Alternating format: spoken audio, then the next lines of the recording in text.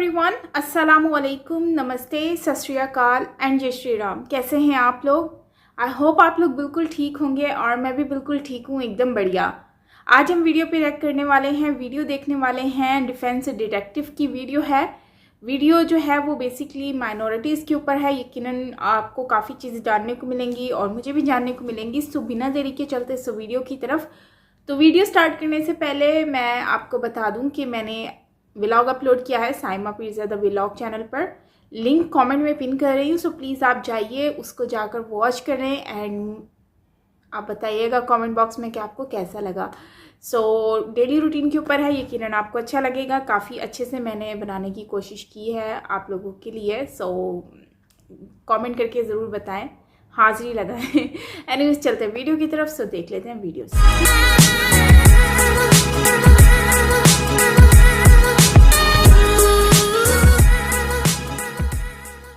इस वीडियो में बताई गई सारी जानकारी पब्लिक प्लेटफॉर्म पर उपलब्ध है। इसमें ऐसी कोई जानकारी नहीं दी गई है जिससे हमारे सुरक्षा बलों की गोपनीयता भंग होती है। डिफेंस डिटेक्टिव सेना का सम्मान करता है और उन्हीं जानकारियों के आधार पर काम करता है जो सार्वजनिक रूप से मौजूद हैं। मोहम्मद अली जिना, आज मैं तुमसे मुखातिब हूँ। मोहम्मद अली जिना, आपने हमसे कहा था कि आओ हमारे साथ मिलकर एक घर बनाते हैं। उस पाक सरजमीन का नाम पाकिस्तान रखेंगे और उस पाक सरजमीन पर ना कोई हिंदू होगा, ना कोई क्रिश्चियन होगा, ना कोई मुसलमान होगा, बल्कि एक परचम के साए तले हम सब एक होंगे। और जब हम आपके कहने पर इस घर में आ गए तो हमारे साथ क्या सलूक रवा रखा गया। आसिया नासिर को आपने सुना, यही पाकिस्तान की सच्चाई है, यही पाकिस्तान की हकीकत है जो आसिया कह रही थी। पाकिस्तान में इस वक्त हर अल्पसंख्यक समुदाय, खासकर हिंदू समुदाय, डर के साए में जीता है। नमस्कार दोस्तों, डिफेंस डिटेक्टिव के एक और एपिसोड में आपका स्वागत है। मैं हूं आलोक। तो आज के इस वीडियो में मैं सबूतों के साथ बताऊंगा कि किस तरह पाकिस्तान के भीतर न सिर्फ हिंदुओं बल्कि वहां पर रह रहे दूसरे अल्पसंख्यक समुदायों पर भी जुल्म ढाए जाते हैं।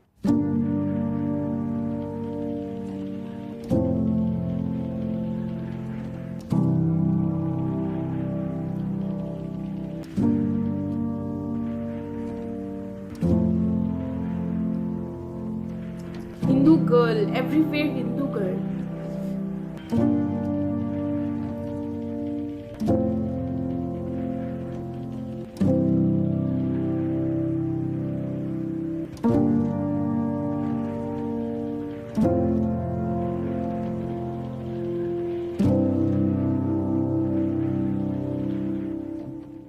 पाकिस्तान और दुनिया भर की न्यूज वेबसाइट, न्यूज अखबारों की हेडलाइंस मैंने जानबूझकर दिखाई हैं ताकि मुझ पर यह कोई आरोप ना लगा सके कि भाई ये जो सारी जानकारी मैंने इस वीडियो में दी है वो जानकारी भारतीय न्यूज एजेंसियों ने दी है या भारत के द्वारा फैलाई गई जानकारी है।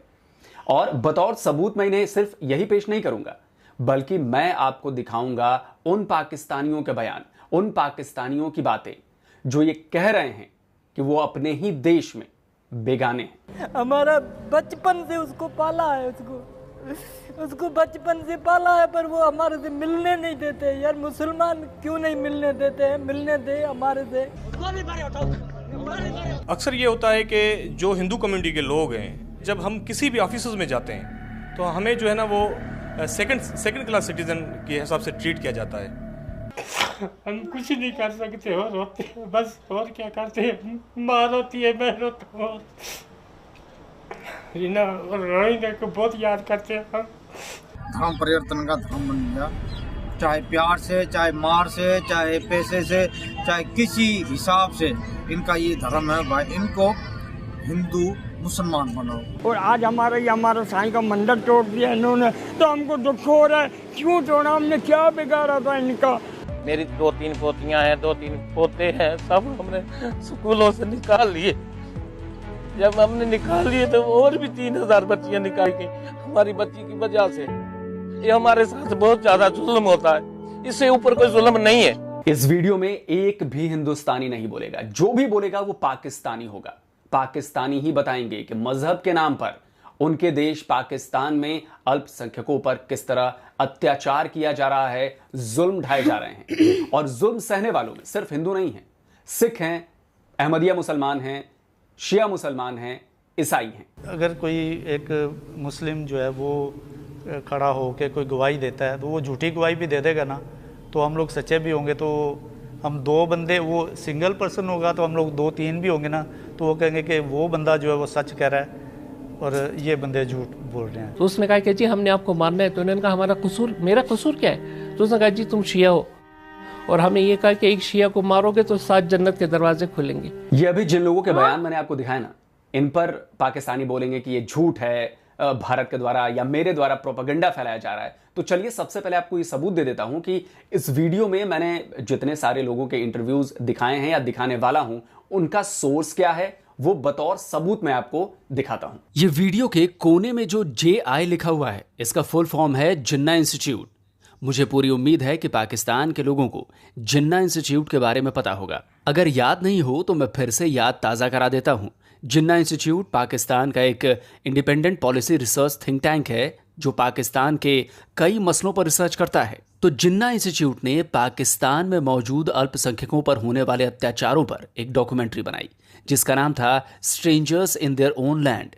Pakistani website the express Tribune ने इस डॉक्यूमेंट्री के ऊपर एक रिपोर्ट भी छापी थी 17 अक्टूबर 2015 को। देखिए यहां पर बताया गया है कि इसमें अल्पसंख्यकों की बातें उन्हीं की जुबानी बताई गई हैं। इसे बनाने वाले फिल्ममेकर अली सईद थे जिन्हें पूरी उम्मीद थी कि शायद उनकी ये डॉक्यूमेंट्री पाकिस्तान के लोगों की सोच में कोई बदलाव लेकर आएगी। इस डॉक्यूमेंट्री को आए करीब 6 साल हो गए हैं और 6 साल में जैसा कि इसके डायरेक्टर जो थे, फिल्ममेकर, वो बता रहे थे कि बदलाव आना चाहिए। तो बदलाव तो आया है, लेकिन बदलाव खराब हालातों का है। हालात 6 साल में और ज़्यादा ख़राब हो गए हैं। और ताज़ा मामला तो अभी लाहौर का है जहां पर एक चर्च में मुस्लिम घुस गए। वहां पर जो ईसाई समुदाय के स्टाफ थे उनको धमकियां देने लगे कि इस्लाम कबूल करो, नहीं तो तुम पर ईश निंदा का केस दर्ज कर दिया जाएगा। अस्पताल में काम करने वाली मुस्लिम नर्सों ने कलमे पढ़ने शुरू कर दिए और वहां पर मौजूद ईसाई स्टाफ को मुसलमान में कन्वर्ट होने की धमकी दी और ऐसा नहीं करने की सूरत में ईश निंदा का आरोप लगाने की भी धमकी दी। इसकी जानकारी पाकिस्तानी पत्रकार नायला इनायत ने भी अपने ट्विटर पर दी है। इसमें उन्होंने ये भी बताया है कि अस्पताल प्रशासन को कहा गया है कि जो भी नॉन मुस्लिम स्टाफ है उन्हें तुरंत बाहर निकाल दिया जाए। और सबसे दुखद बात यह है कि यहां पर ईसाइयों के ईश्वर का अपमान किया गया, लेकिन उनकी ईश निंदा का केस दर्ज नहीं हुआ। नायला के मुताबिक ईसाइयों के खिलाफ इस साल की ये तीसरी घटना है। लेकिन पाकिस्तान में अगर सबसे बड़ा विक्टिम कोई है तो वो है हिंदू समुदाय। हिंदू समुदाय को धमकाया जाता है, मारा जाता है, डराया जाता है। और सबसे बड़ी बात, इन लोगों के निशाने पर सबसे ज्यादा हिंदुओं की लड़कियां होती हैं जिन्हें अगवा कर लिया जाता है, उनका जबरन धर्म परिवर्तन कराया जाता है, उनकी मर्जी के खिलाफ नाबालिग उम्र में उनकी शादी करा दी जाती है। पाकिस्तान से आए दिन हिंदू लड़कियों के अपहरण की खबरें आती हैं। खुद पाकिस्तानी मीडिया इसकी जानकारी देता है। इनमें से कई लड़कियां नाबालिग होती हैं। अपहरण करवाने वाले स्थानीय नेता होते हैं। इस्लामिक संगठनों का उन्हें समर्थन प्राप्त होता है। फिर इन हिंदू लड़कियों को जबरन मुसलमान बनाया जाता है और उन्हीं से शादी कर दी जाती है जिन्होंने उसे किडनैप किया होता है। इन लड़कियों के परिवार वालों के पास रोने के अलावा और कुछ बचता नहीं है। एक दिन के लिए लड़की लेके जाता है, एक दिन के लिए मुसलमान करके और दूसरे दिन शादी कर देते हैं। उसी दिन मैंने शादी के लिए लेके जाते हैं। ये मुसलमानी बनाने का ये शौक नहीं है। सुप्रीम कोर्ट को ये बोलते हैं तो हमारे को ये लिख के और साइन करके दे तो 15 साल की बच्ची जो है वो निकाह कर सकती है और अपनी मर्जी चला सकती है। तो फिर ये 18 साल की ये जो ये नाटक बना हुआ है इन पाकिस्तान का, ये क्यों रखा हमारे को, ये क्यों दर्द देते हैं दिल को।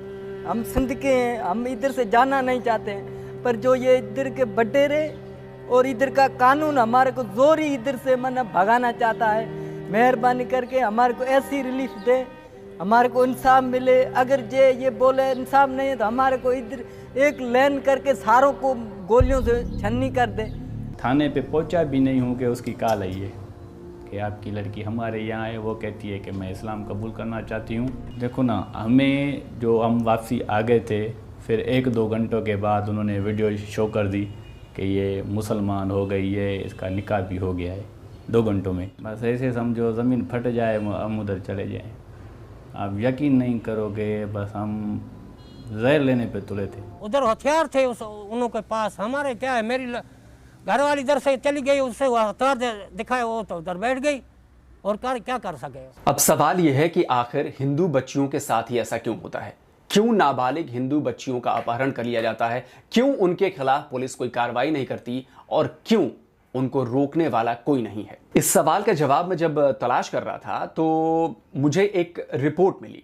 ये रिपोर्ट थी human rights commission of Pakistan और FIDH की एक ज्वाइंट रिपोर्ट थी। इस रिपोर्ट में खुलासा हुआ और इस रिपोर्ट में बताया गया है कि आखिर पाकिस्तान में हिंदू बच्चियों के खिलाफ ही ऐसा जुल्म क्यों हो रहा है। FIDH यानी international federation for human rights, ये दुनिया भर में मौजूद 178 ह्यूमन राइट्स ऑर्गेनाइजेशंस को रिप्रेजेंट करती है। इसी के साथ पाकिस्तानी मानवाधिकार आयोग ने मिलकर ये रिपोर्ट दी। इस रिपोर्ट के मुताबिक इस्लामिक कानून इसके लिए जिम्मेदार है। रिपोर्ट में कहा गया है कि अगर शादी मुस्लिम लड़की से हो रही है, चाहे वो नाबालिग हो या नहीं हो, तो इसकी मंजूरी उसके पिता या गार्डियन से लेनी जरूरी है। अगर ऐसा नहीं हुआ तो शादी को मान्यता नहीं मिलेगी। लेकिन ये कानून हिंदू लड़कियों पर लागू नहीं है जिन्हें मुसलमान बनाकर मुस्लिम लड़के से शादी कर दी जाए। इसका मतलब ये हुआ कि मुसलमान लड़कों को ये छूट मिली है कि वो हिंदू लड़कियों का जबरन धर्म परिवर्तन करा दें, उन्हें मुसलमान बना दें और शादी कर लें। इसके लिए उन्हें कानूनी पचड़े में फंसना ही नहीं पड़ेगा, क्योंकि उन्हें भी पता है कि अगर हिंदू लड़की का परिवार पुलिस थाने या कोर्ट भी जाए तो भी उनकी कोई सुनने वाला नहीं है। मेरी लड़की है नसीमा, जो उनको घर में घुसड़ के वो मेरी लड़की को उठा के ले गया बंदा, 6 बंदे, धमकी मेरे को दी। धमकी के बाद मैं थाने पे गया, थाने पे मेरा कोई FIR नहीं कटी। मैं आया हाई कोर्ट में हैदराबाद, उधर आके मैं पिटीशन दाखिल की, केस कराया, वकील किया, पर उधर पे मेरी नहीं सुनी, मेरे को तो मिलने ही नहीं दी। 2 महीने के बाद आई, हाजिर हुई है, तब मेरे से मुलाकात करने ने नहीं दी। सिंध की हिंदू बेटियों को जिस तरह दिन दहाड़े अगवा किया जा रहा है और उनका जिस तरह मजहब तब्दील किया जा रहा है, यहां बताया जा रहा है कि वो रजा खुशी से उसने मजहब चेंज किया है। भाई 100 200 कैलाशनकोफों के अंदर ये कौन सी रजा खुशी के साथ मजहब चेंज होता है? क्या ये आज वही पाकिस्तान है कि जहां आज स्टेट इन्वॉल्व है अगवा में? इस पाकिस्तान के अंदर मेरी बच्चियों की, मेरी बहनों की, इन सिंध की बेटियों की इज्जतें जिस तरह तार तार की जा रही है। हम कहीं थाने पे चले जाएं, हमारी कोई भी जो है वो एप्लीकेशन नहीं सुनी जाती। कॉन्स्टिट्यूशन ऑफ पाकिस्तान भी हमें बोलता है कि आप जो है वो इक्वल सिटीजन हैं। कॉन्स्टिट्यूशन ऑफ पाकिस्तान में नो डिस्क्रिमिनेशन इन एनीवेयर। फिर जब कॉन्स्टिट्यूशन आइन ही हमें जो इजाज़त देता है तो फिर जो हमारे इदारे हमें क्यों नहीं देते हैं, उसकी स्पेस हमें क्यों नहीं देते हैं? हमारे केसेस इतनी जो संजीदगी से नहीं सुने जाते जितने जो वो और मुस्लिम केस सुने जाते हैं। स्पेशली जब फोर्सबली कन्वर्शन होता है तो उसके ऊपर जो है वो कोई भी जो है जज उसके ऊपर जो उसके अगेंस्ट में या उसको सही सुनने के लिए तैयार नहीं होता है। उसमें ये होता है कि थ्रेट्स भी होते हैं, लोग हमें तो थ्रेट्स होते हैं, बहरहाल जो है वो जो फैसला करने वाले शायद उन लोगों को भी थ्रेट्स हैं। हकीकत में माइनॉरिटी का बहुत बड़ा मसला है जिसमें हमें हिंदू माइनॉरिटी को, क्रिश्चियन माइनॉरिटी को बहुत ग्रीवेंसेस हैं। इस हद तक ग्रीवेंसेस हैं कि हम सर पीटते रह जाते हैं, हमारी कोई सुनवाई नहीं होती। हम अगर अदालत में कोई केस लेके जाते हैं तो यकीन जानिएगा चपरासी से लेकर वकील से लेकर दूसरे लोगों देखने वालों से लेकर जज तक कन्वर्शन के पॉइंट के ऊपर मुस्कुरा रहे होते हैं। अगर कोई रो रहा होता है तो उस बच्ची की माँ, बाप और भाई रो रहे होते हैं। अब एक और सवाल यहाँ पर उठता है कि आखिर इन लोगों की बातें वहाँ की पुलिस क्यों नहीं सुनती, वहाँ की कोर्ट क्यों नहीं सुनती? तो इस सवाल का जवाब छुपा है पाकिस्तान के संविधान में। एक और पाकिस्तान का संविधान कहता है कि पाकिस्तान में रहने वाले सभी लोग बराबर हैं, लेकिन दूसरी ओर पाकिस्तान में कुछ आर्टिकल ऐसे भी हैं जिनके जरिए इन बराबरी के अधिकार वाले नियमों को खारिज कर दिया गया है। International federation for human rights और पाकिस्तानी ह्यूमन राइट्स की रिपोर्ट में इसका जिक्र किया गया है। इसमें बताया गया है कि किस तरह चालाकी से पाकिस्तान के संविधान को बनाया गया, जिससे सारे अधिकार मुसलमानों के पास रहें, अल्पसंख्यकों को कुछ भी न मिले। पाकिस्तानी संविधान के आर्टिकल 25 के मुताबिक पाकिस्तान के सभी नागरिकों को एक समान अधिकार देने की बात कही गई है, लेकिन इसी संविधान के दूसरे आर्टिकल के जरिए इसे खारिज भी कर दिया गया है। आर्टिकल 2 में लिखा है कि पाकिस्तान का स्टेट रिलीजन इस्लाम होगा और आर्टिकल 31 के मुताबिक यह सरकार की जिम्मेदारी है कि वो लोगों को इस्लामिक तरीके से रहना सुनिश्चित कराए। और आर्टिकल 227 में लिखा है कि सभी कानून कुरान और सुन्ना के मुताबिक होंगे, यानी इसके जरिए पाकिस्तान की मेजॉरिटी जनता को यह ताकत दे दी गई है कि वो अल्पसंख्यकों के खिलाफ जो मन में आए वो कर लें। उनका पाकिस्तान में कुछ भी नहीं बिगड़ने वाला। पार्लियामेंट में अभी तक कोई ऐसा बिल मुतारिफ नहीं करवाया गया जो अक़लियतों को हकूक़ की ज़मानत इजाफी तौर पे दे सके। ना ही कोई प्राइवेट मेंबर ने कोई इंटरेस्ट लिया है, ना ही आप ये देखते हैं कि किसी कमेटी ने इस चीज़ को डिस्कस किया है। सो जो पार्लियामेंट का बुनियादी इदारा है जिसका काम है कि बैनुल अक़वामी क़वानीन में जो तहफ़्फ़ुज़ात लोगों को और माइनॉरिटीज़ को दिए गए हैं उसको लोगों तक पहुंचाए, वो अभी आपको अमल करता हुआ नज़र नहीं आया। तो बेसिक सियासी पार्टीज़ की लीडरशिप जो है उसकी भी कोई तवज्जो नहीं है।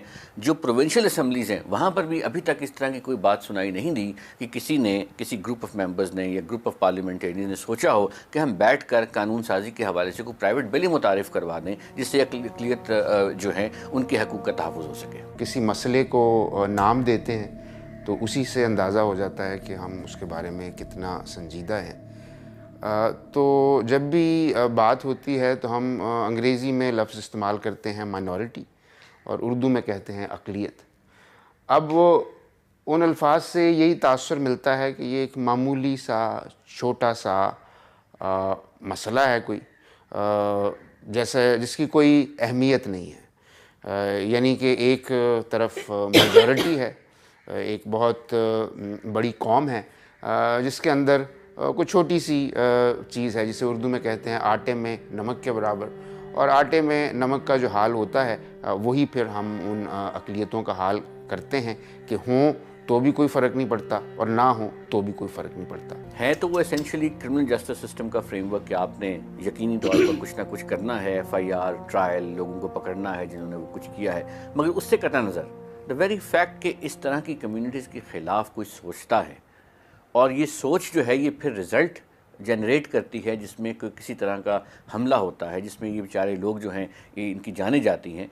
ये चीज़ नहीं होनी चाहिए और कानून को बहुत पहले इस अमल के करने से बहुत पहले इस तरह का एहतमाम करना चाहिए, इस तरह का माहौल पैदा करना चाहिए स्टैट्यूट्स के थ्रू कि लोगों के जहन में इस तरह के ख़यालात ना आएँ और वो इन माइनॉरिटीज़ को समझें कि ये हमारे मुल्क का हिस्सा हैं, इनके भी वही हकूक़ हैं जो हमारे हैं और इनमें कतन चाहे किसी भी रिलीजियस बिलीफ पर रखते हैं, इनका कोई भी मज़हब है, उस मज़हब में कोई भी इनके जहन में कोई और भी एतक़ाद है, उनका राइट है और इस राइट को हमें पहचानना है, इस राइट को हमें समझना है, इस राइट को हमें देना है। लेकिन मुश्किल यही है कि पाकिस्तान के संविधान के मुताबिक इन लोगों को, अल्पसंख्यकों को बराबरी का दर्जा नहीं दे सकते, क्योंकि अगर ऐसा हुआ तो ये मुसलमानों के बराबर हो जाएंगे और ये इस्लाम के खिलाफ होगा कि कोई गैर धर्म का आदमी, गैर मजहबी आदमी उनके बराबर हो जाए। तो इसीलिए ज्यादातर ये लोग हिंदुओं पर अत्याचार करते हैं, उन पर जुल्म करते हैं और इनमें एक सबसे बड़ी जो घटना होती है वो है हिंदुओं के मंदिरों को तोड़ा जाना।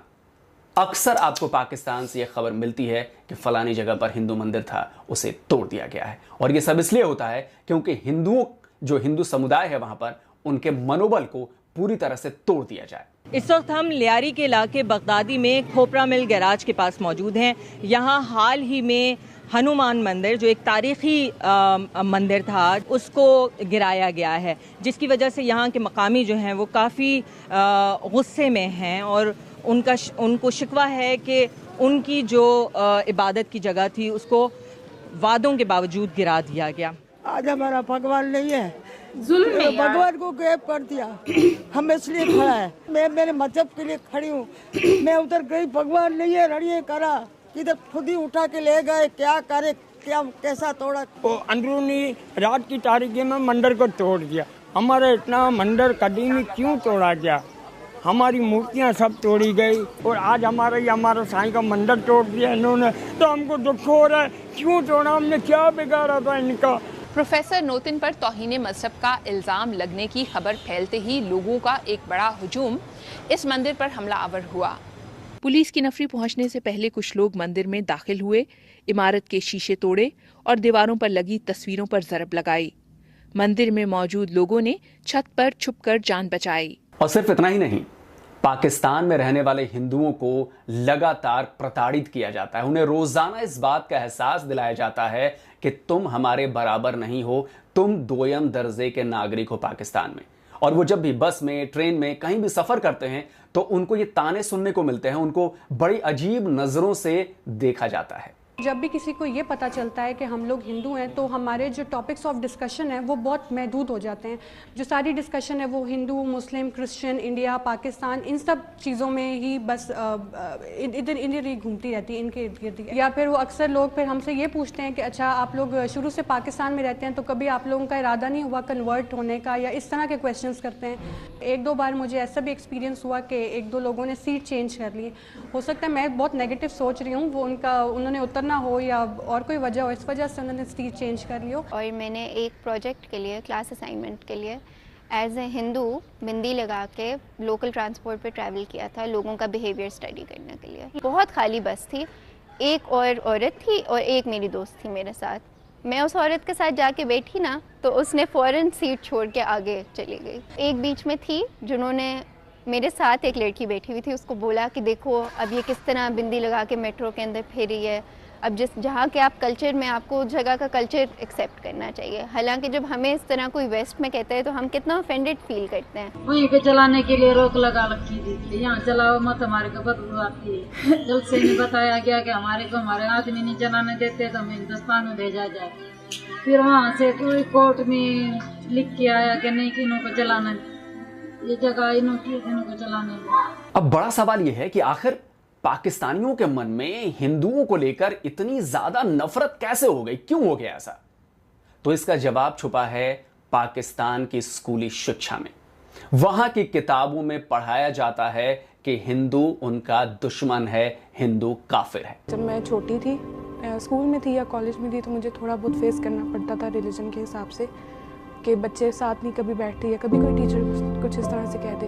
व्हेन आई स्टार्टेड इंटर तो that was a government college. वहाँ पे हमारी एक उर्दू की टीचर थी, उन्होंने एक दफ़ा क्लास में कुछ इस तरह के रिमार्क्स पास किए थे and I was very hurt. Then I went to her, मैंने उनको बताया कि मैम मैं हिंदू कम्युनिटी से ताल्लुक़ रखती हूँ, आपने इंटेंशनली या अनइंटेंशनली कुछ रिमार्क्स इस तरह के पास किए हैं जो कि मुझे अच्छे नहीं लगे। तो शी अपोलोजाइज टू मी। कभी कभी ऐसा फील होता है कि काश मेरा नाम संजय ना होता।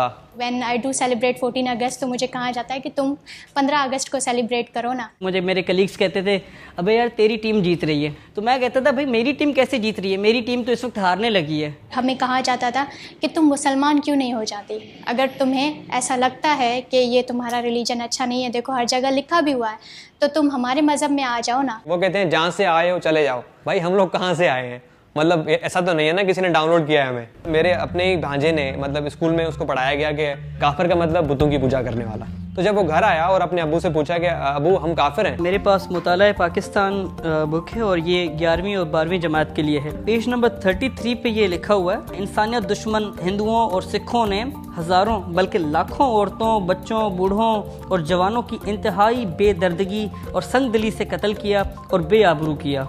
यहाँ पर सिर्फ एक साइड की पिक्चर प्रेजेंट की गई है ताकि लोगों के जहन में आ जाए कि हिंदू जो हमारे मुल्क के अंदर पीसफुल माइनॉरिटीज़ हैं, उनका शायद यही एजेंडा रहा है, इनकी शायद तरबियत भी यही रही है, हमेशा फसादात करते हैं, जबकि हकीकत इससे बिल्कुल बरक्स है। मेरे पास मुताला पाकिस्तान 9वीं और 10वीं जमात। तहरीक खिलाफत के बारे में जिस तरह से पता है उसमें ये एक चीज़ लिखी गई है, मुसलमान और हिंदू एक दूसरे के साथ मिलकर काम किया, लेकिन ये इत्तेहाद ज़्यादा देर ना चल सका और हिंदुओं की मुसलमान दुश्मनी उजागर हो गई। मैं मुसलमानों की दुश्मन कैसे हो सकती हूँ? इसी बुक के पेज नंबर 2 पे यहाँ पर लिखा हुआ, तंग नजरी ने हिंदू समाज को मफलूज कर रखा था। औरत को फर्वोत्तर मकाम दिया गया था, यानी कि इंफीरियर। क्या लिख रहे हैं ये? हमारे हिंदू मजहब में औरतों को इतने हुकूक हासिल हैं शायद ही कहीं हासिल। स्कूल की किताबों में हिंदुओं के खिलाफ पढ़ाई जाने वाली बात human rights commission of Pakistan के रिपोर्ट में भी लिखी गई है। रिपोर्ट के कंक्लूजन में लिखा गया है कि माइनॉरिटीज के खिलाफ न सिर्फ स्कूली किताबों में पढ़ाया जाता है, बल्कि बच्चों को उनकी मर्जी के मुताबिक किसी दूसरे धर्म के बारे में पढ़ने को भी नहीं दिया जाता। BBC की एक रिपोर्ट में बताया गया था कि इस वजह से हिंदू बच्चों को पढ़ाई में बहुत ज़्यादा दिक्कतें आती हैं। ताकि इस्लामियत पढ़ेंगे तो अपने मज़हब की कोई खबर नहीं होगी उनको। जब वो बड़े होते हैं तो उनको मौलवी से फिर उनको तबलीग करते हैं, तो वो ज़ाहिर बात है उनके ज़ाहिर में तो फिट होती है, तो ऑटोमेटिकली वो मुसलमान हो जाती हैं। फ़कीर भगत फैमिली से ताल्लुक़ रखता हूँ, तो सेवा स्कूल में एक टीचर हूँ, तो उधर इस्लामियात पढ़ाई जाती है। हमारे मज़हब की जो ना उधर कोई चीज़ नहीं पढ़ाई जाती, क्योंकि ना तो कोई टीचर होता है, ना कोई गवर्नमेंट का कोई इस तरह का है कोई शेड्यूल। अब आपको समझ में आया कि पाकिस्तान की स्कूली किताबों में हिंदुओं के प्रति नफरत क्यों भरी गई है। ऐसा इसलिए किया गया है कि बच्चे बचपन से ही उनकी खून जो दौड़ रहा है ना रगों में, उनमें यह बात बैठ कर जाए कि हिंदू दुश्मन है उनका, हिंदू काफिर है। और ऐसा जानबूझकर किया जाता है कि हिंदू पढ़ेंगे नहीं तो विकास नहीं कर पाएंगे, उनका परिवार का स्टैंडर्ड जो है ऊपर नहीं होगा, और वो वैसे ही गरीबी में आने वाली उनकी कई नस्लें ऐसे ही गरीबी में इन लोगों का जुल्म सहते सहते मर जाएंगी। मेरे कई पाकिस्तानी दर्शक ये दावा करते हैं कि पाकिस्तान में हिंदू सुरक्षित हैं, उन्हें हम अपना भाई मानते हैं। तो मैं उन लोगों को चैलेंज करता हूं कि क्या पाकिस्तान में किसी हिंदू को वो PM बनवा सकते हैं या किसी हिंदू को किसी भी बड़े पद पर बिठा सकते हैं? इसका जवाब देने में उनकी जबान को लकवा मार जाएगा, क्योंकि पाकिस्तान के संविधान में ही ऐसा करने पर तो छोड़िए, ऐसा सोचने पर भी रोक है। पाकिस्तानी संविधान का आर्टिकल 41 कहता है कि प्रेसिडेंट या प्रधानमंत्री जैसे बड़े पदों पर कोई भी गैर मुस्लिम नहीं बैठ सकता। आपका आईन है 73 का, वो आपको इस बात की डिस्क्रिमिनेशन करता है कि आप इस मुल्क के सदर नहीं बन सकते, आप वजीर आजम नहीं बन सकते। आपको 4% अकलियत से क्या खतरा है कि आप मतलब इस तरह के कानून बना देते हैं कि जिसमें भाई मैं तो कितना भी बड़ा एक्टिविस्ट बनूं, कुछ भी करूं, वजीर आजम के लिए मैं सोच भी नहीं सकता होगा, सोचूं भी सही ना तो शहजाद कहीं ना कहीं पर लॉक लगा हुआ है, वो गेट्स बंद है मेरे लिए, वो दरवाजे बंद है। मुझे नजर नहीं आ रहा है कि मैं ये सोचूं कि मैं वजीर बन सकूंगा, सदर बन सकूंगा, इस फौज में मैं किसी आला ओहदे पर जा सकूंगा। अच्छा, बात सिर्फ इतनी नहीं है, बात सिर्फ हिंदुओं की नहीं है। पाकिस्तान में जो अल्पसंख्यक हैं, जो भी अल्पसंख्यक हैं, या चाहे वो मुसलमान ही क्यों ना हो, मुसलमान का दूसरा फिरका क्यों ना हो, उन सब पर ही ये मेजोरिटी वाले जुल्म ढाते हैं। इनमें ईसाई भी हैं, इनमें अहमदिया मुसलमान भी हैं, इसमें शिया भी हैं। शिया को तो पाकिस्तान में काफिर तक कहा जा रहा है। काफिर, काफिर, काफिर, काफिर। शिया, नासिर अब्बास और काले दज्जाल, तूने खैरपुर में कहा था जो हमें काफिर कहे उसे गोली मार दो। आओ, तुझे नहीं तेरी पूरी जिंदगियत को काफिर कह रहा हूं।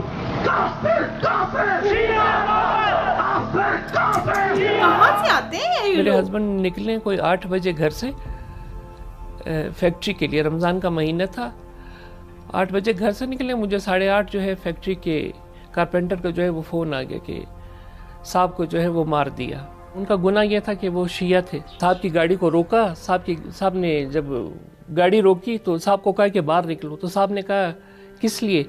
तो उसने कहा कि जी हमने आपको मारना है। तो उन्होंने कहा हमारा कसूर, मेरा कसूर क्या है? तो उसने कहा जी तुम शिया हो और हमने ये कहा कि एक शिया को मारोगे तो 7 जन्नत के दरवाजे खुलेंगे। तो मतलब अब तो बहुत बुरी हालत है। मेरे हस्बैंड के बाद मेरे दोनों बेटे, एक बेटा मेरा ऑलरेडी ऑस्ट्रेलिया में, तो दूसरे को मैंने भिजवा दिया। मैंने कहा जाओ दूर रहो, जिंदा रहो। लोग मुझे कहते हैं वहाँ इसराइल नहीं आएगा, मैं कहती हूँ आएगा, एक दफ़ा आएगा, उससे छुटकारा नहीं है। लेकिन ये जो दिन में हमको 10 दफ़ा इसराइल का सामना करना पड़ता है, ये झूठे मक्कार इसराइलों का, इससे तो हमारी जान बचेगी ना। कोई जाते हुए जब अपने घर से निकलता है वो अपना कलमा पढ़ के, वो अपनी वसीयतें शख्सियतें करके सब अपना करके उसको जाना पड़ता है कि जा तो रहा हूँ, पता नहीं वापसी नसीब होगी या नहीं होगी। हमारे यहाँ बग़ैर किसी तकल्लुफ़ के अपने से मुख्तलिफ नुक्ता नज़र रखने वाले शख्स को काफिर करार दे दिया जाता है।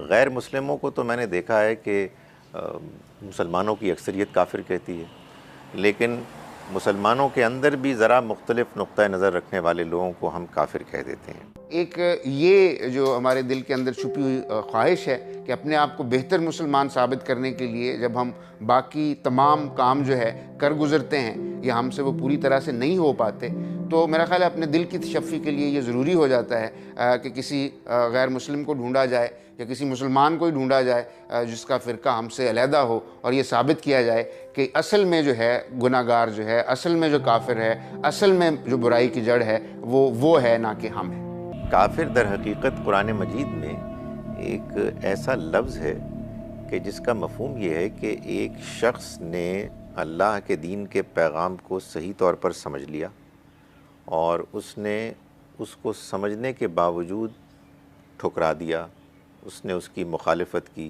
वो उसका दुश्मन बन गया। ये बात अल्लाह के अलावा कोई बयान कर ही नहीं सकता कि कौन शख्स काफिर है कौन नहीं है। पता नहीं ये अकॉर्डिंग टू द लॉ है या क्या है। हम लोग 2 नंबर शहरी हैं और जब ये वाक़या हुआ है और मैंने रियली इस चीज़ का एक्सपीरियंस किया है कि वाकई हम लोग 2 नंबर शहरी हैं, क्योंकि हमारी कोई आवाज़ नहीं है, हमारा तो अपना तो कोई रहने की जगह नहीं है, कोई मुल्क नहीं है हमारा अपना। अभी आपने देखा होगा जब हमारे यहाँ किसान आंदोलन बहुत पीक पर था और पाकिस्तान से सिखों के लिए सपोर्ट आ रहा था। अब ये क्यों आ रहा था सिखों के लिए सपोर्ट, ये तो हम सब जानते हैं, लेकिन सिखों ने उनका मुंहतोड़ जवाब दिया और पाकिस्तान ये भूल जाता है कि उनके यहाँ जो सिख मौजूद हैं वो उनके ऊपर किस तरह का जुल्म करते हैं, वहाँ पर मौजूद सिखों को किस तरह अत्याचार का सामना करना पड़ता है। आपको यकीन नहीं आ रहा तो आपको फिर से वो FIDH और पाकिस्तानी ह्यूमन राइट्स कमीशन की वो रिपोर्ट दिखाता हूं जिसमें सिखों के बारे में क्या कहा गया है। International federation for human rights और पाकिस्तानी ह्यूमन राइट्स की रिपोर्ट में यह भी बताया गया है कि ये सिर्फ सिखों के लिए है, किसी दूसरे अल्पसंख्यकों के लिए नहीं है। रिपोर्ट के मुताबिक सिखों से वहां पर मौजूद नॉन स्टेट एक्टर, जिन्हें यहां मिलिटेंट लिखा गया है, वो जजिया टैक्स लेते हैं। सिखों को पूजा पाठ करने, उनके धार्मिक स्थानों पर आने जाने के लिए पैसे लिए जाते हैं। रिपोर्ट में बताया गया है कि अगर किसी सिख को पेशावर जाना हो तो उसे मंगलबाग को टैक्स देना होता है, अगर मलकन जाना होता है तो फजलुल्लाह ग्रुप को पैसे देने होते हैं और ये 25,000 रुपए प्रति सिख होता है। इस बारे में सिखों ने सरकार से भी गुहार लगाई, लेकिन उन्हें मंत्रियों ने यहां तक कह दिया कि वो भी तालिबान को प्रोटेक्शन फीस भरते हैं अपनी सुरक्षा के लिए। राइट मिलने के बाद जब माइनॉरिटी अपना फ्रेंचाइज राइट सेक्युलर पार्टीज़ के हक में इस्तेमाल करती हैं, जिहादी और तखरीबकार या रिलीजियस पार्टीज़ को वो नहीं देते रिवॉर्ड, तो वही रिलीजियस पार्टियां, वही जिहादियाँ पार्टियां माइनॉरिटी के पीछे पड़ जाती हैं और माइनॉरिटी के इस हद तक पीछे हो जाती हैं कि रिलीजियस प्रॉपर्टीज़ के ऊपर भी अटैक हो रहा है, रिपीटेडली हो रहा है। और मैं कहूँ कि हर महीने में 2-3 ऐसी न्यूज़ मिलेंगी जो मंदिरों के ऊपर अटैक होता है। यही पाकिस्तान की हकीकत है। वहां के लोग चाहे कितने भी दावे कर लें कि नहीं ये बातें झूठी हैं, पाकिस्तान के खिलाफ झूठा प्रचार है, प्रोपेगेंडा है, लेकिन उन्हीं के लोग, उन्हीं की संस्थाएं, उन्हीं का संविधान चीख चीख कर साबित करते हैं कि पाकिस्तान में माइनॉरिटीज पर किस तरह जुल्म किया जाता है। तो दोस्तों, उम्मीद है कि आपको डिफेंस डिटेक्टिव का ये एपिसोड पसंद आया होगा। तो अगर पसंद आया है तो भाई इसे ज्यादा से ज्यादा शेयर करिए, ज्यादा से ज्यादा इसको लाइक कीजिए, क्योंकि ऐसा करेंगे तभी ज्यादा से ज्यादा लोगों तक मेरा ये वीडियो पहुंचेगा और उनको सही और सटीक जानकारी मिल पाएगी। तो जल्दी ही हाजिर होता हूं। सो गाइस, वीडियो थी जिसमें माइनॉरिटीज़ के ऊपर बात की जा रही है। वैसे तो माइनॉरिटी कहने का लफ्ज़ ही नहीं है और बहुत ही बुरा लगता है जब माइनॉरिटी की बात की जाती है, स्पेशली जब आप रिलीजन के अकॉर्डिंगली माइनॉरिटी की बात करते हो। तो ये तो मुझे बहुत ही अजीब सा फील होता है कि मैं बात कर रही हूँ माइनॉरिटी की, मतलब कि कम ज़्यादा यार सबका बराबर है। इसमें हम तादाद को लेकर हम उसको ये फील कराएं कि हम सबसे ज़्यादा क्वांटिटी में कम हो, तुम लोगों के ऊपर हम लोग सरबराह हैं या ये बात ही बड़ी दुख की और तकलीफ़ की है। और अगर आपको जैसे बाहर की कंट्रीज़ में अगर आपको कोई जाकर बोलता है, चलो वहाँ पर समझ आता है कि आप जो है यहाँ पर एक आम मतलब दूसरे शहर मुल्क से आए हैं तो इसलिए आप दबे हुए हैं, लेकिन अपने ही कंट्री में अगर आपको ये सारी चीज़ें सुनने को मिले या आपको फील हो तो फिर वो इंसान जाए तो जाए कहाँ पर।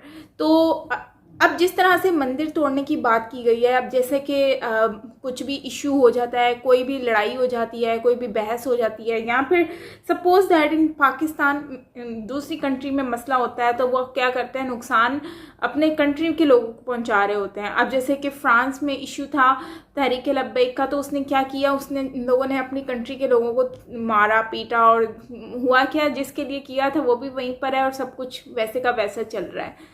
तो मेरा पॉइंट ये है कि इन लोगों को एहसास नहीं है इस चीज़ का कि हम किसी के दिल से खेल रहे हैं, हम किसी को दुख दे के हम लोग कैसे मुसलमान हो सकते हैं। मुसलमान का मतलब ये नहीं है कि आप तकलीफ़ तो, अगर ऐसा मुसलमान वैसे तो है नहीं, अगर ऐसा है तो मैं तो यही कहूँगी कि ऐसे लोगों को तो शायद जो है वो लोग जो अपने आप को एक्सट्रीमली मुस्लिम बनाकर इस तरह लोगों को नुकसान पहुंचाकर कुछ साबित करना चाहते हैं, तो ये बहुत ही अफसोस की बात है और मुझे बहुत बुरा लग रहा है कि यार कोई किस तरह से किसी की हर्ट कर सकता है सेंटिमेंट्स को और उसकी रिलीजन चीज़ों को।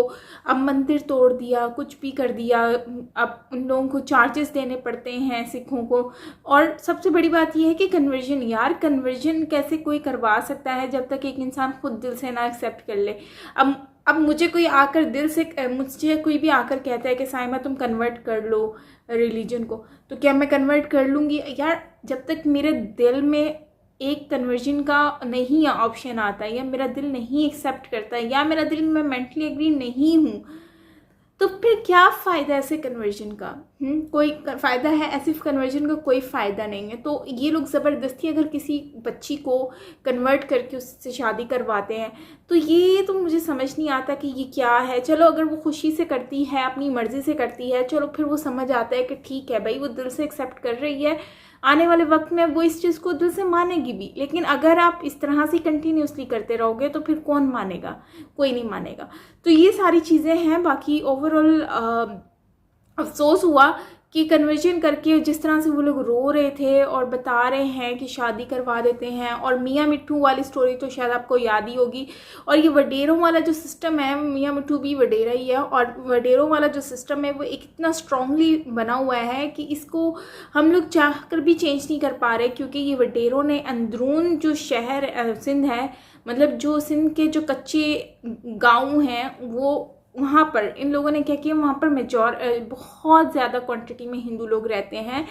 एंड वहाँ पर जो वडेरे हैं वो अपनी हरकतों से बाज नहीं आ रहे, और कुछ भी कर दें उनके ऊपर कोई कानून नाफिज नहीं है, उनके लिए कोई चीज़ नहीं है, कोई रूल्स नहीं है, कोई रेगुलेशंस नहीं है। कानून के मुताबिक 18 साल की लड़की और लड़का जो हैं वो 18 साल से कम उम्र में शादी नहीं कर सकते। 18 प्लस की एज जो होती है उसमें वो लोग शादी कर सकते हैं। लेकिन समझ से बाहर यह है कि यहाँ पर तो कुछ और ही सिनेरियो नज़र आ रहा है, और ही सीन नज़र आ रहे हैं कि मुस्लिम्स में ये है, लेकिन हिंदू में अगर लड़की 16 साल की भी है तो उससे शादी करा दो। तो ये तो भाई कानून बराबर है ही नहीं फिर इन सब के लिए। और दूसरी बात, उन लोगों को जो है वो कहते हैं कि भाई तुम प्राइम मिनिस्टर नहीं बन सकते, तुम गवर्नमेंट की बड़ी बड़ी पोस्ट पर नहीं आ सकते। तो सही बात है यार, ये लोग कभी भी इस तरह का मैंने सिस्टम नहीं देखा कि कोई बड़ी पोस्ट पर आया हो। बल्कि जब कहा गया है कि सब लोग बराबर हैं, तो फिर बराबरी इस चीज़ में भी होनी चाहिए। क्या इन लुटेरों के लिए इन लोगों ने मुल्क रखा था लूटने के लिए? उन लोगों के लिए नहीं रखा जो लोग यहाँ पर माइनॉरिटी में रहते हैं, जो लोग दूसरे रिलीजन में रहते हैं। शियाओं को इन्होंने काफिर बना दिया। शिया जो है वो है तो मुसलमान ही ना, अब वो उनका कॉन्सेप्ट थोड़ा डिफरेंट है, तो हम उसको काफिर कैसे कह सकते हैं? काफिर तो हम लोग हर किसी को समझ के बैठे हुए हैं। हर वो इंसान जो हमारे आसपास घूम रहा है, जो मुसलमान नहीं है, जो कलमा पढ़ने वाला नहीं है, हम उसको कहते हैं वो काफिर है। तो भाई आप अपने मज़हब से ताल्लुक़ रखो, आपको अपना हिसाब देना है, किसी और का हिसाब नहीं देना। तो आपको अपने से लेना देना चाहिए। आप कौन होते हो उसको बोलने वाले काफिर? उसकी मर्ज़ी है, वो जिस चीज़ को एक्सेप्ट करता है, जिस चीज़ को फॉलो करता है, जिस चीज़ को वो चलाता है।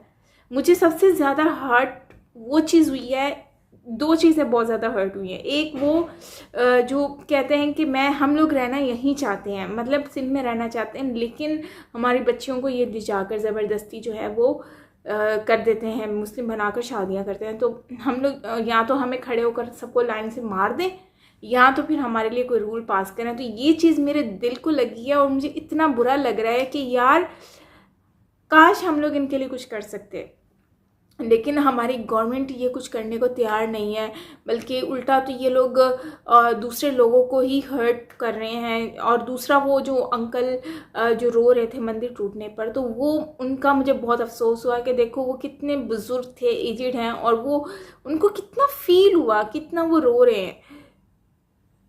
मुझे समझ नहीं आता कि ऐसे लोग करते क्यों हैं। एंड बुक्स में ये लोग बहुत ही ज़्यादा नेगेटिविटी पढ़ाते हैं, और ये बात सच है कि नेगेटिविटी बहुत ज़्यादा पढ़ाते हैं। बल्कि मेरे एक जानने वाले हैं, उन्होंने मुझे कहा साइमा तुम्हारे तो इतने जानने वाले हिंदू लोग हैं, तो तुम एक बार उनको क्यों नहीं बोल देती कि वो मुस्लिम बन जाए। तो मैंने कहा उनका मज़हब है, उनकी मर्ज़ी है, मैं कौन होती हूँ उनको बोलने वाली, ये अच्छी बात नहीं है। कहते हैं नहीं तुम्हारा राइट बनता है, तुम एक बार बोल कर तो देखो, सिर्फ एक बार तुम बोल दो, बाकी किसी की मर्ज़ी है, वो करे ना करे। मतलब क्यों? जब वो नहीं बनना चाहते, क्या वो हमारे में नहीं रहते? अगर वो आकर हमें ये बात बोलेंगे, क्या हमें अच्छा लगेगा? नहीं लगेगा। तो हमें अच्छा नहीं लगेगा कि वो इंसान नहीं है, उनको अच्छा नहीं लगेगा। भाई हर चीज़ को बराबर रखना पड़ता है, हमें एक नज़रिए से नहीं देखना कि वी आर मुस्लिम एंड हम मेजॉरिटी में हैं तो हम लोग सरबरा हैं और हम किंग हैं तो हम उनको कुछ भी कह सकते हैं। नहीं, ऐसा हरगिज़ नहीं है और होना भी नहीं चाहिए। बुक्स में इतना उल्टा पुल्टा पढ़ाया जाता है जो चीज़ें हैं कि उन्होंने ये किया। भाई ऐसे सिलेबस में नहीं होनी चाहिए चीज़ें जिससे दूसरों को हम हर्ट कर सकें या उन लोगों में फ़र्क कर सकें। तो ये चीज़ें जब तक हम में समझ नहीं आएंगी, हम लोग इसको अपने आप में चेंज नहीं करेंगे ना, हम लोग कुछ भी नहीं कर पाएंगे, हम वही रहेंगे ज़मीन के अंदर ही। एनीवेज़ यही थी हमारी आज की वीडियो। मुझे बहुत ही अफसोस हो रहा है इस टॉपिक को देखकर, दिल दुख रहा है कि हमारे फ्रेंड्स के साथ ऐसा हो रहा है, नहीं होना चाहिए। एनीवेज़ क्या कर सकते हैं, हम सिर्फ उनके लिए आवाज़ उठा सकते हैं और जितना हिम्मत होगी हम आवाज़ उठाएंगे। ना सिर्फ यूट्यूब पर, हम रियल टाइम में भी उठाएंगे, जहाँ पर भी हमें मौका मिलेगा हम आवाज़ उठाएंगे। खैर गाइस, मिलते हैं नेक्स्ट वीडियो के साथ। आई होप कि आपको मेरा ओपिनियन अच्छा लगा होगा। अगर अच्छा लगा हो तो प्लीज़ लाइक कीजिएगा। मिलते हैं नेक्स्ट वीडियो के साथ। Bye bye.